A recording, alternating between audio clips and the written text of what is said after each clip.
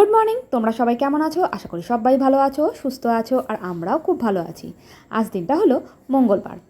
তা এখানে আমি ভয়েস দিয়েছিলাম, তা ভয়েসটা না ভালো করে আসেনি, সেজন্য আবার ভয়েস দিতে হলো। আর যাই হোক, প্রথমেই আমি চাটা করব বলে চলে এসেছি রান্নাঘরে। গ্যাস টেবিলটা একটু কোনো রকমে মুছে নিয়েছি, মুছে নিয়ে রাত্রেবেলা তো পোছাই থাকে, সকালবেলা একটু কোনো রকমে মুছে নিই। তা যাই হোক, তারপরে চলে এলাম চাটা নিয়ে চাটা বসাতে।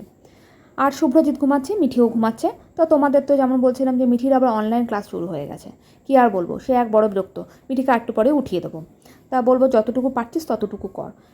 অনেকগুলো করে ক্লাস থাকে, তার মধ্যে ফোনটা না খুব গরম হয়ে যায় ওই ক্লাস করতে করতে। ওর বাবাকে বলি ল্যাপটপটা দিতে, ওর বাবা আবার কিছুতেই দিতে চায় না, বলে যে না ফোনেই করাও। তা যাই হোক, ওসব কথা বাদ দিই। তা এখন আমি ঘর ঝাড় দেওয়া মোছা কোনোটাই হয়নি, শুধু আমার কাজটুকু হয়েছে, মানে বাসি কাজকর্মটুকু, আর বেশি কিছু হয়নি।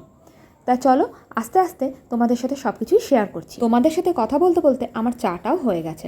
তা 2 কাপ চা দেখতে পাচ্ছ, একটা কাপ ঢাকা, এটা হলো শুভ্রজিতের কাপ। তা ও বললো আমি উঠছি, তুমি নিয়ে বসো। কিন্তু জানি না ওর চাটা আর গরম থাকবে কি না। এই ভয়েসটা দিতে গিয়ে যে কতবার আমি ডিলিট করেছি তোমাদের আর কি বলবো। তা যাই হোক, 4টে বিস্কুট নিয়ে বসে পড়েছি, ও আস্তে আস্তে আমার মনে হয় খাওয়াও হয়ে যাবে। আবারও চলে এলাম তোমাদের সামনে, আর তোমাদেরকে দেখাই কি কি রান্না হলো আর কি কি করছি। মিঠি কি করছে, মিঠির বাবা গেছে স্নানে, আর তোমাদেরকে একটু দেখিয়ে নিই দাঁড়াও। তো এই দেখো, আজকে ডিম দিয়ে নিউট্রিলা কয়েকটা ছিল, সেগুলো দিয়ে আজকে একটা ডিমের ঝোল করব। এই যে ডিম সেদ্ধ করে নিয়েছি, আর এদিকে ঝোলটা ফুটেও গেছে, আলু আর ঝোলটা কষে জল দিয়ে দিয়েছি। আর এদিকে ভাতটা হচ্ছে, আর এই যে এদিকে পটলও ভাজা করে নিয়েছি। এই যে পটল ভাজা করে নিয়েছি, আর এদিকে না একটু ডাল পড়ে আছে কালকের, কিচ্ছু করার নেই, আমাকে আর শুভ্রজিৎকে খেতেই হবে, তাই একটুখানি ডালটা একটু ফুটিয়ে ঠিকঠাক করে নেবো। দুপুরে খাওয়া দাওয়ার পর তেমনভাবে ভিডিও করা হয়নি। মিঠির মিস আসবে বলে তাড়াতাড়ি করে ওকে একটা টিফিন করে দিচ্ছি। টিফিনটা কি, গাজর, পেঁয়াজ, কাঁচা লঙ্কা আর আদা কুচি অবশ্যই দিও, আর ধনেপাতা থাকলে ধনেপাতাও তো দিও। আর ডিম নিয়ে নিয়েছি, আমি এর মধ্যে চাল গুঁড়ো আর সুজি দিই, কিন্তু আজ যেহেতু সুজি ফুরিয়ে গেছিলো তাই আর সুজিটা দেওয়া হলো না। এবার ভালো করে ফাটিয়ে নেবে।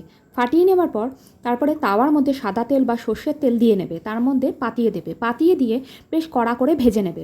তারপরে বাচ্চাদেরকে একটু সস দিয়ে দেবে। শুধু বাচ্চা বললে ভুল, বড়দেরকেও দেবে, আশা করি ভালো লাগবে সস দিয়ে দিলে।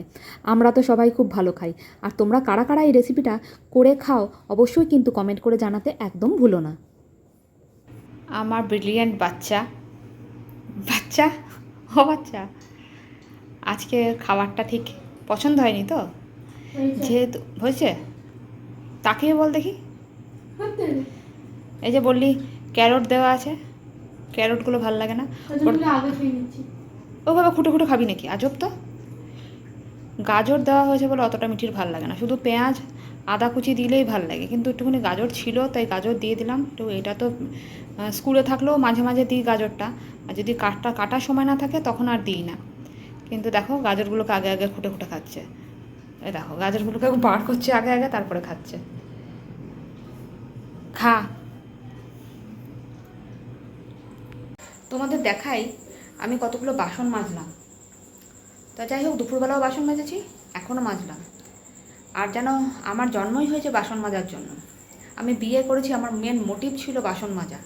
তা দেখো কত বাসন হয়, মানে দিনের বেলা তো মাজছি, মানে একটা চামচ হলেও ওরা রেখে দেয়। কেউ মানে মিঠি তো এখনও অবধি পারে না, মিঠিকে দিলে যদিও মিঠিকে দিই, কখনো বলি যে তুই একটা নিজের থালাটা নিজে মাজতে শেখ, যথেষ্ট পরিমাণে বড় হয়েছিস, ওর বাবা বলে সত্যি কথা। কিন্তু যদিও মাজতে গেছে, পুরো মানে সাবানটা, বাসনের যে সাবানের যেটার মধ্যে থাকে সেটা পুরো জলে ভর্তি করে রেখে দেয়, তাই ভয় লাগে বলতে। তা তোমাদের দেখাই কতটা বাসন মাজলাম, যেন আমার বিয়ে করার উদ্দেশ্যই ছিল যে বাসন মাজা, কি আর বলবো। তা দেখো, তা এই দেখো আমার যেন মেন মোটিভ হলো বাসন মাজা, মানে বিয়ে করেছিলামই আমি শুধু বাসন মাজতে। তা যাই হোক, যেটা বলার জন্য এলাম, দেখতেই পাচ্ছ যারা এখনও বিয়ে করোনি, ভাবছো করবে, করার আগে 10বার চিন্তা করো যে কি করতে বিয়ে করছো। বাসন মাজতে, কাপড় কাচতে, ঘর দৌড় পোছাপাছি করতে, সকালবেলা উঠে নেতা ঝাঁটা নিয়ে দাঁড়িয়ে যেতে, এগুলো করার আগে 10বার কিন্তু চিন্তা করো। আমাদের মতন যারা করে ফেলেছি আমরা, তাদের মতন কিন্তু করো। 5 জনের কাছ থেকে পরামর্শ নিও যে কজন ভালো আছে আর কজন খারাপ আছে, এটা কিন্তু জেনে নিও, তারপরে করো। তাহলে তোমরা বলবে যে কেন তুমি করেছো কেন? হ্যাঁ, বাবা মা বলেছিল বিয়ে করবি, তো এখন তো বিয়ে করে নেওয়া উচিত, এবার করে নে ব্যাস। তখন হয়তো স্বাদ জেগেছিল মনে, খুব করে নিয়েছিলাম। 5বার সবার ভিডিওতে যাবে, যারা যারা বিয়ে নিয়ে যদি কেউ কিছু বলে সেটা শুনুন, বড়দের কথা, তারপরে কিন্তু বিয়ে করো। তার আগে একদম বিয়ে করতে চাও।